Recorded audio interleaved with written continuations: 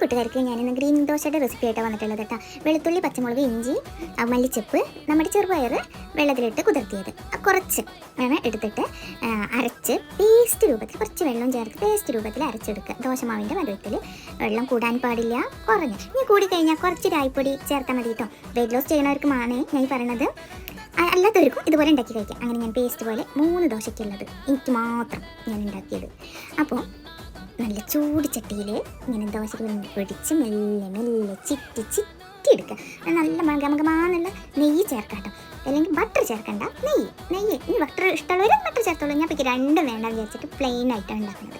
അങ്ങനെ ഉണ്ടാക്കി 3 ദോശ, 3 വെറും വെയിറ്റ് ലോസ് ചെയ്യില്ലേ, അപ്പോൾ 3 ദോശ അതന്നെ ധാരാളം. അതിലേക്ക് അടിപൊളി മഷ്റൂം ഗ്രേവിയും കൂടി ഞാൻ ഉണ്ടാക്കിയിട്ടുണ്ട്.